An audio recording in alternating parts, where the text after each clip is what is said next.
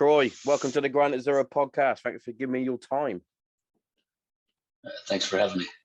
First up, cheers, brother. I hope you're having a fucking lovely time on your holiday.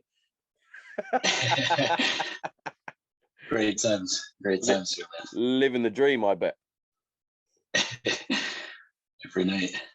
Every night. So just so the listeners are aware, you're out in sunny Ukraine at the minute, catching some rays, chilling out, smoking cigars, drinking whiskey. Yeah. Nice little vacay. A nice little vacation. But in all seriousness, what's it like actually out on the front line, as it were, at the minute? Because obviously we get bits and pieces reported to us back via the news, which, you know, you take the news with a pinch of salt. Man, there's a little shelling out here. A lot of the cities that have been around have been getting hit. Civilian areas getting smashed on. I know stayed in Zaporizhia for a little while, and when I was out there, fucking 2 a.m. wake up calls with rockets. So it's been a little bit of a mess. I fucking bet it is. Well, so in terms of what you're doing out there at the minute, are you part of like a sort of tactical group, or are you? How did you get the call to go over there, or did you just volunteer? So in the beginning, I wrote a couple people. I ended up getting with a group called the Wolverines, who were out west. It was more training, advisory level stuff, like medical things. Wasn't really the gig for me with my infantry background. So eventually I was contacted by a guy that was out east and asked if I wanted to come to the fight. So I ended up near Severodonetsk. I was on my way out there. They blew the last bridge. I don't know if you know much about that, but there was no way to really get in there. So we had a few guys that were actually in Severodonetsk fighting the team that I was joining. Once they got back, we started trying to run operations in the Donbass area. So basically June 2nd, I got here, landed about a week after I was out east and joining the fight. Yeah, that's mad. So were you just basically sat at home and thought I could lend a hand out here? I've got some skills that I can actually put to good use. You know, as they say, like idle hands, especially of soldiers, you know, they don't know what to do with their hands once once they've left, because it always to quote the movie Jarhead, it always remembers the rifles. Did you sort of see it as an opportunity to get back into a fight? Yeah, more so than anything, I just wanted to help. The skills that I've attained over the years, I thought it would be good on me to come out here and give a hand. You know, likewise I did with the Peshmerga, seeing the shit on the news, innocent people getting fucked up, you know, not really having a chance to defend themselves. So, you know, I was hoping guys like myself would take the call, and getting here, I've seen a lot of that. It definitely takes a special type of human to do that. 100%. You know, we all sign up to join the military. You know, it's you're not forced. You literally take the call and then join up. And then once you leave, you know, I can guarantee like 90% of the motherfuckers out there that have worn the uniform have gone, right, if we get a chance to get called up again, we'll take it. You know, I think it's slightly different for us Brits getting over to Ukraine. I think the laws are probably slightly different. But yeah, fucking props to you guys to putting your lives on the line for people you don't know once again. You know what I mean? Yeah, appreciate that, brother. No, definitely, because obviously, like you said, you're a former U.S. Marine. Am I correct? So, you know, some say probably the second best Marines in the. I've heard that shit quite a bit out here. Yeah, I'll stick up for our bootnecks on that one. Yeah, you get to. I'll defend mine. We're the first best. Yeah, no, to be fair, I got to work alongside you guys while I was out in Bastion, or Camp Leatherneck, as you guys called it. And yeah, some of the greatest bunch of lads I've ever had the privilege of meeting. You know what I mean? And we have that old bitter like sort of rivalry, bit of banter between 1776, should I say, and all that sort of stuff. and how you saved us in World War II. But from out of all the people that you serve alongside, you definitely need the US on your side, not against you. Put it that way. 100%. So at the minute, what's your sort of daily routine like at the minute? Because obviously you said you had a little bit of downtime tonight, which is why you've given me the privilege of coming on. Yeah, we just ran a pretty big mission. It wasn't a success, but we were given a few days off after. Normally we wake up, we'll go to the range, we'll try and practice some drills. The normal shit that you do in any military. We hit the range and work on our speed reloads, work on our organizational movements and things like that. And basically, we're just standing by for a mission. So who's giving you the missions? Is it part of the Ukraine army, or is it you sort of pick and choose? Yeah, we're the unit that I'm with. We're technically under a special forces unit, so we have our hires are Ukrainian army. Got you. They dictate when they want us on something, and what we do. And once they give us the word, we train for that op. Yeah. Try to knock it out. That's pretty cool, to be fair. And in terms of like hierarchy, did you sort of slot back into where you left? Like, did you like sort of resume the position, as it were? Like, you get some of the lads that have obviously left as fucking staff sergeants and things like that come over, and then you get the odd private, or is it literally you're all on the same base level? There's no fucking. Most of us are the same base. From the beginning, once I came here, I said, nothing against any leadership billet, but that's not something I want here. I came here to fight. So, the more basic, the more simplicity, the easier it is for me, the easier it is to do the task. Of course. And obviously, the more fucking cogs you got turning, the harder it will be. Like you said, if you keep it simple, you can get the job and task done. You obviously will probably appoint someone to be the point man for whatever the op is, and then go from there. But by the looks of the outfit that you guys are working with, you're all highly trained and fucking ready to use. Like coiled springs, the dogs of war, you could say. Let them go. Let them fucking go. Yeah, let's go. All my guys are really highly skilled. It's an honor and a pleasure to work alongside of them. We have a few different countries here serving, so it's good to see the tacticians from around the world being able to operate and learn things and teach things within the group. Definitely, that's always good. As they say in it, steel sharpens steel. So if you've got the best of the best from each different country and see how they work, then there's no harm in implementing what they can do to the skills that you already know. Do you know what I mean? And fucking. So, has anything surprised you in terms of the Russians themselves? Because obviously we get all the propaganda. Oh, Russia are the fucking big and mighty. They're all fucking probably all on steroids, looking like Ivan Drago. But I've had a few conversations with a few people, and they said their fucking military is pretty piss poor, to be fair. Yeah, it's from the majority of what my team has seen, looks like conscripts.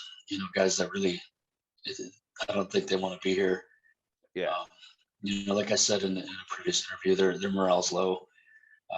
They're fucking sent here thinking it was a training mission. They get told last minute they're trying to take over a brotherhood. They look at the guys in Ukraine like brothers. So I don't think a lot of them really want to be here. The ones that do the heinous shit, I think that's just malicious in their heart. So from the ground, I think a lot of the guys are just, they're just fucking making their way through. They're just treading water, trying to get out of this. Yeah, because we did hear a few like rumors about that they were sent there as a training mission, and then they're like plopped in the middle of fucking Ukraine, going, "What the fuck?" And then obviously, the Ukrainians have literally just gone, "No, mate, you ain't coming in here." But Exactly. it's fucking it's scary shit though. To be fair, like the fact that they did it in the first place, and how fucking mad Putin actually is. There's always been the threat of what he could do, and then he's gone and done something like this. It's Yeah, crazy. he's definitely proven to be mentally unstable with all this shit and continuing on. And it definitely shows that they've got their propaganda machine working in such a way that they still think, fucking sorry, my daughter is a helmet.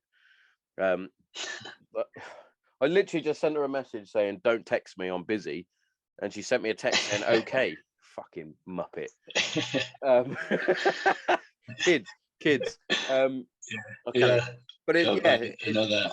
it's showing like that their propaganda machine, because they're obviously he's still in power somehow. It's like, but it's always that thing, you don't know whether people are telling the truth when they say, well, if anyone goes against him, they get fucking mag to grid. They've disappeared, and it's like, yeah. But you also hear the other rumors that he's fucking riddled with cancer, and this is like his last stand. It's like, Yeah, with what he's doing, that kind of makes sense. I mean, one last fucking power grab. Yeah, it's one of those, isn't it? It's like he's trying to do something so people remember him, whether it's good or bad. You know what I mean? Yeah. It's as though he will now be in history as the president of Russia that tried to take Ukraine, and will forever be fucking mentioned, which is crazy. But we're all on your guys' side, especially those that have taken the time out to go and do it. Because you're a family man yourself, I believe, and leaving your kids at home to go and fight a war. I know if I said that I was going to do that, my missus would be like, "It's not your fight." But it's one of those as well. If everybody went, "Yeah, it's not my fight," then nothing will get done. Yeah, I got that before I left. I got the whole "it's not your fight" thing, and as a couple months balls deep here, but the relationship didn't work out. So, fair enough. It is what it is. It is what it is. Yeah. Did she think that you're some sort of war junkie for going over there? No, she knew my background. I met her after being in the Peshmerga and the Marines. So she knew it was just, it was one of those things where you're abandoning me, kind of whatever. And then I was in a fucking trench in Nikolaev getting bombed, and came back in to get service. Looked at my text, and there was "we're done." Wow, over a text. Jesus, this man's a fucking this man is a fucking warfighter. Fucking text women. But it's fucking mad. Would you sort of say that you're sort of you crave the sort of adrenaline rushes of going out to different conflicts? It's like you said, you went to Pashmina, and now you're in Ukraine, and obviously doing tours of duty within the US Marines. Is it something that you're like, well, I've got to get back out there? Can't settle without it? Honestly, man, no. I fucking hate it. To be real with you, I don't like the.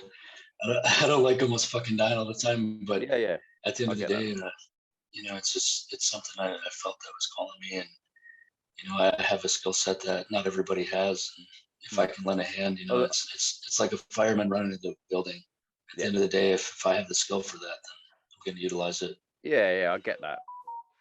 There's another fucking text message. Jesus Christ.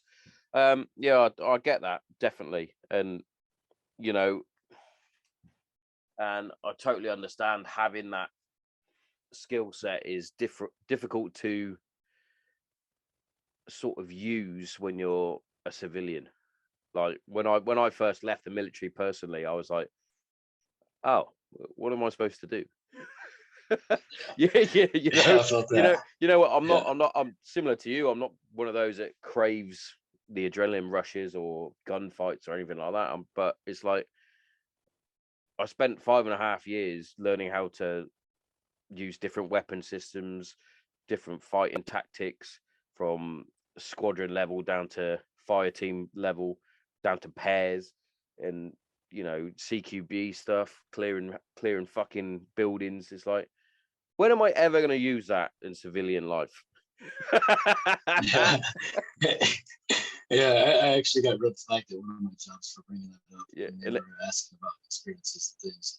yeah. I, Unless me, I dovetailed on that. yeah, unless me and my daughters are messing around with the Nerf guns and I have to try and clear the house, they won't they won't stand a chance. Exactly. Stack them up. So, how much downtime did you say you got, or are you back to it tomorrow? I got tomorrow off. The following morning, we should be back to it. We got a little bit of range time tomorrow, but that's something. nothing too serious. I have to admit, like when I was serving, I was like, I used to hate the fact that we would get sent to the ranges and things like that, because it was constantly doing different drills. And at the time, obviously, you're like, well, can we not just have some fucking downtime? But then when you're, if you're like myself, like you get out and you're like, fucking hell, I actually miss going to the range. The range was awesome. You know, you got to blast off rounds willy-nilly, and it's like, Yeah. now being in the UK, it's like, well, I can't even get a fucking rifle to go shoot without having going down all these different fucking laws and avenues to get the licenses and shit like that. It's like, fuck's sake. Yeah, fuck that. We're shooting rockets and shit over here. Living the absolute dream. Living the dream. Yeah. So, in terms of kit and equipment, did you bring your own stuff, or were you issued like weapon systems and things when you got out here? I brought my own body armor. Yeah. I brought my own plate carrier. I bought a little fucking bump helmet just because I figured it'd either hold my red light or GoPro or some shit. But once you get here, being part of the Legion, they'll give you a kit if you don't have it. We all got pretty good weapons. My team's fitted with scars and the CZs. We got the Bren too. Nice. Something I never shot before, but I came real close to it. It's a real good rifle, but we're not lacking in things like that. I mean, the main things we do need are like night vision to be night operable, and shit like that. Where your basic kit, your plate carriers, your armor, rifle, they give you all that, and that was a wake up to me because the Peshmerga guy showed up and I didn't have a fucking thing. And I got a busted AK without a buttstock, and one of the Brits that was there gave me some body armor because he's like, I don't want you fighting on the front without it. Yeah, that makes all sense. Yeah, I didn't have a fucking helmet. I was wearing a baseball cap. So here it's quite a luxury we get, you know. Well, some say alliness saves lives. I don't know if you heard that saying before. But yeah, in terms of getting the kit, I think us Brits sent a lot of different munitions and things like that over, because we can't, obviously, same with America, we can't really step in and help, because then it's a fucking world war then, and nobody got time for that. Nah, nobody's gonna mess that. Although I'm still waiting. I'm like, it's going to really kick off soon. I'm going to get that phone call saying you need to report to base. Because I'm still fucking hope not. Yeah, I'm still technically in reserve, so I've still got I think I've got another year left, and then I can go no, but but until then. But yeah, I think we've sent out quite a lot of money over, I believe, because some of the Brits are like, why are we sending so much money when we're going through a fucking energy crisis and shit like that? It's like, yeah, I get your point, but there's also people dying. Yeah, well, when they say that shit, tell them we appreciate it. Yeah, definitely. We've got some fucking lifesavers because of it. Oh, 100%. So how are you documenting it? Because obviously things are different these days. Like in terms of phones, cameras, GoPros, and things like that? Are you documenting quite a lot? Because obviously, this is a big part of history. I've tried to, like when I was out in Zaporizhia, sleeping in my fucking hotel, and I hear the surface to air trying to smash on the fucking rockets coming in. I'll turn my phone on, and just record the sounds at least. And same thing, when I was in the trench a couple of times, whether you can see it or not, I'll just turn my camera on and let it pick up the audio. We were actually in a little firefight the other night where I got some pretty good audio of us fucking laying waste to them with 50 cals, 240s, and Mark 19. Naughty. I love all that because, like I said, we're in different times now, and in terms of that sort of stuff, it's not as don't have to be as secretive, I guess. Because obviously, when I was out in Afghan and Iraq the first time, it was you can't take your phones, you can't do this because they will hack it. They can get your contacts and send fucking shit to your wife or whatever. And obviously, it boils down to the other thing as well. If you've fucking slotted someone and you're filming it, they can then recall that footage. And then we've had a few people taken to trial and caught over unlawful killings and stuff like that. It's like, it's not an unlawful killing. You're taking it, unless you take it out of context. We're in a fucking war zone, and we've had trials by like that. But have you had any sort of dealings or warnings from anyone about any sort of footage or anything? Because obviously the Russians do have pretty good fucking tech that they can smash out their propaganda machine, you could say. You had any sort of dealings with them? Yeah, we had a couple of guys. We lost a guy from one of our sister teams, and then we had a few more wounded. It was around 2 weeks ago. They got the camera. They got the phone from one of the guys that was there, and they took photos. They blasted these guys all over the internet, put their names, their faces.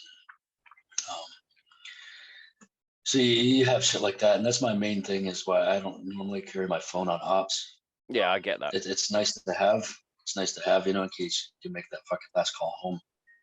But at the same time, it's not worth, them getting your fucking kid's number or some shit and harassing them, because they're fucking slime, man. They'll do shit like that where, that's unfathomable to me. If I found some guy's phone, I wouldn't fuck with it. Definitely. It's mad how different humans are from different cultures. Like, I even look back at different things that you see on even historically from like World War II, when the difference between some of the Germans, some of the Nazis compared to the Allied forces, and it's like, well, we don't do that sort of thing, but it's like, oh, but it's okay for them to do it. Yeah, you had the fucking Japanese cutting Marines' dicks off, put them in their mouths. Yeah, shit like that. I would never even fucking. No, you wouldn't, would you? Wouldn't do some shit like that. No. But I guess that's the difference in humanity. Yeah, people that are fucking subhuman. That's the difference between well trained and well drilled and better soldiers, because we do have that element of empathy that yes, we are when we need to, we can end a life, but at the end of the day we're trained not to want to take the life. Exactly.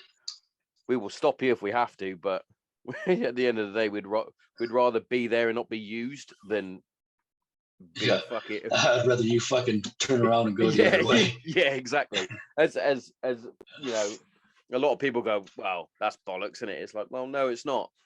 I don't think it is. I think, you're trained to do the job, and it's the same thing, isn't it? You train hard to fight easy. You train for the worst possible outcome so that doesn't actually happen.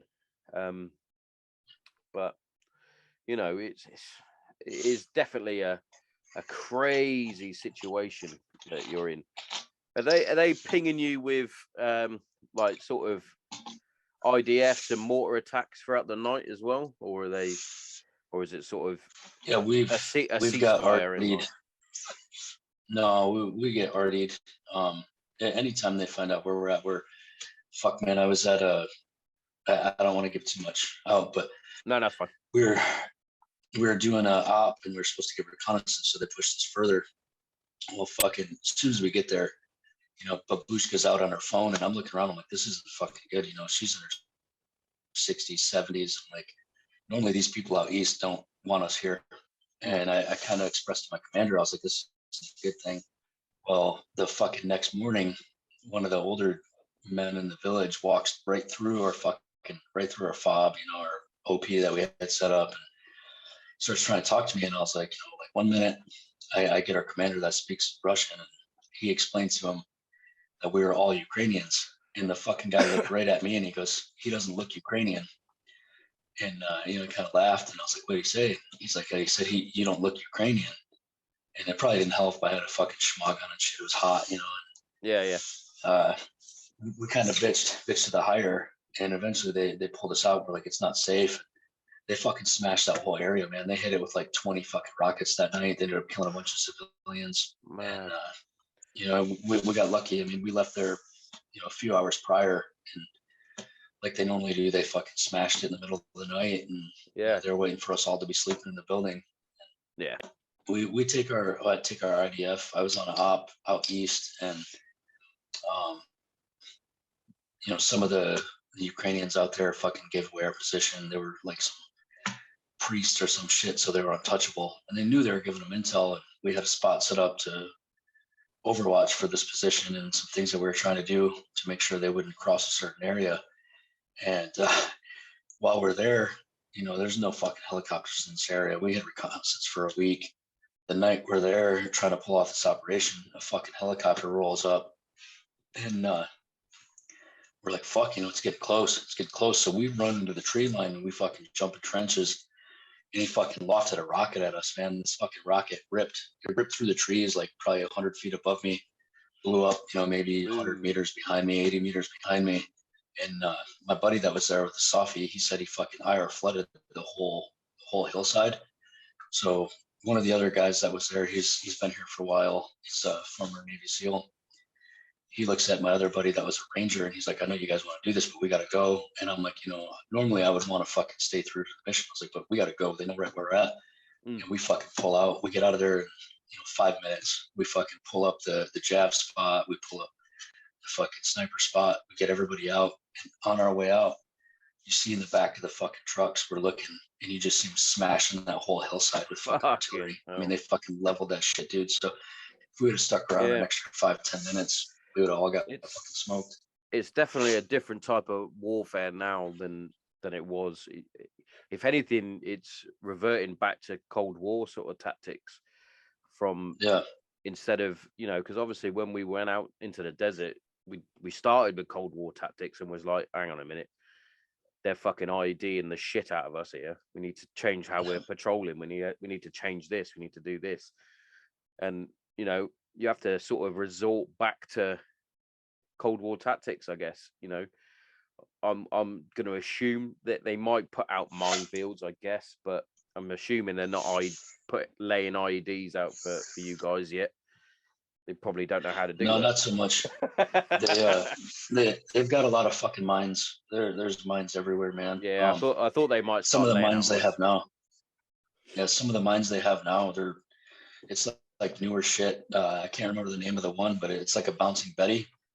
Oh yeah. When they shoot it, they can actually shoot it from a fucking a launcher. It'll go out, staple down, and sprawl these wires out. So any of the wires in like a 360-degree fucking trip it instead of just one wire like we would use with a claymore or something. Yeah. So it's pretty fucking deadly. Yeah,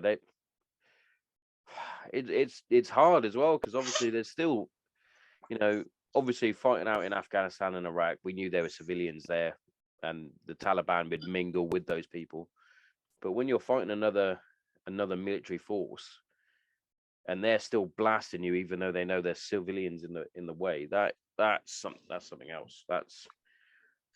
It's total disregard for the civilians here. They don't give a fuck. I mean, that's why our teams try to hide. hide away from them. You know, we don't try to bury inside any civilian populations because, like I said, when they found us that fucking one night, it took a babushka and some fucking old guy narking on our positions, and they smoked half the fucking village we were around. So That's it's fucking crazy. you know, it's a whole different type of warfare now because they don't care about leveling blocks. I mean, Nah. they'll fucking get rid of a grid square if they think that there's Westerners there. Yeah, definitely. And especially with the sort of team that you're working with, obviously, like you said, mixed nationalities. That'd be a huge scalp for them as well. It's a big fuck you to the West if they get a whole fucking fire team of you lot wiped out. Obviously, fingers crossed that doesn't fucking happen. But you know, sometimes the luck just fucking runs out, unfortunately. So it's the nature of the game. Yeah, like you said, you've had a couple wounded, and did you say that you lost a couple? Was that part of your team, or is that a different team? I haven't since I've been to my team, we haven't lost anyone. Right before I got to my team, when I was heading east to link up with the team that I was joining, back then it was Alpha. No, I'm part of Black Team in the Legion, but they had both lost a couple guys in Severodonetsk. The team that we had recently lose some guys. They were predominantly like Belarusians and Georgians. Got you.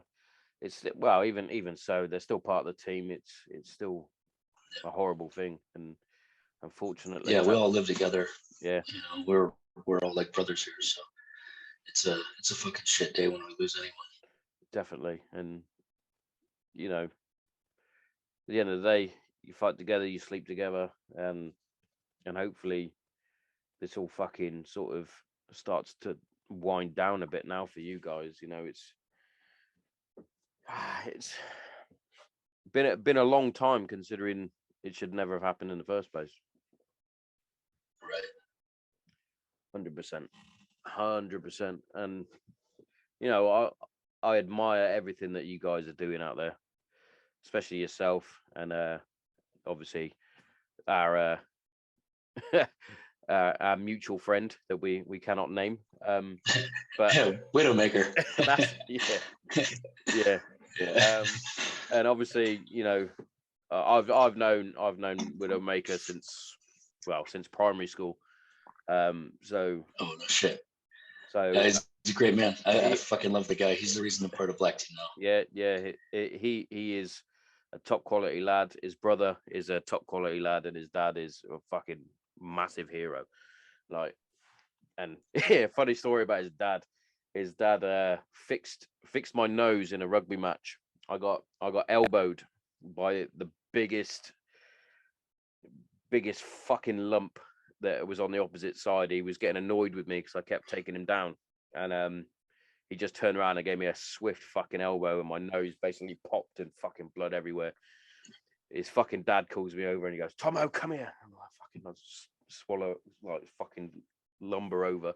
He grabs me by the nose, and some sort of fucking SAS fucking magical mind craft or whatever he did. But all of a sudden, my nose was back in place, and the fucking blood had stopped. And he went, "Now fucking get back on that pitch." And I was like, "Jesus, fucking hell!"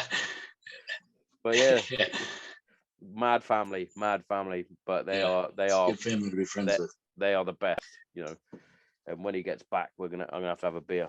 And Troy, if you're ever over in the UK, mate, you're more than welcome to sit and have a beer with me anytime, 100%. Or a whiskey. I'd love to. Partial to a whiskey. Yeah, same. I'm a Jameson guy myself. I don't mind a nice Irish whiskey. Yeah, I've literally just finished off a bit of honey, a bit of Jack Daniels with honey in it. It's fucking delicious. But do you know what I'm gonna put a pause on this, and we're gonna do a part 2, probably a few months down the line, when it's hopefully calmed down a bit more, and we'll definitely get some more Jen from the boots on the ground, because this interview is running out of time, and I know it's quite late over there. You need to get some shut ass, and some Yeah, rest, a little bit, so, yeah. some rest and recuperation before, you know, putting those boots back on, strapping that body armor on, and going out and giving those Russians some hell. I appreciate you, brother. You keep fighting the good fight, and I'll catch you again soon. Yeah, I appreciate your time, brother. Thanks for having me. Mate, honor and the privilege is all mine, and I'll catch you again soon, my man. Catch you in a bit.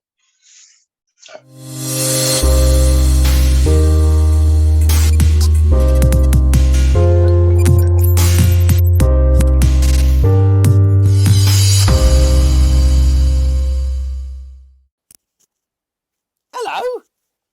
You're at the adverts, so don't turn off. Don't turn off, because I've got some good stuff for you. First up, I'm going to talk about our sponsors.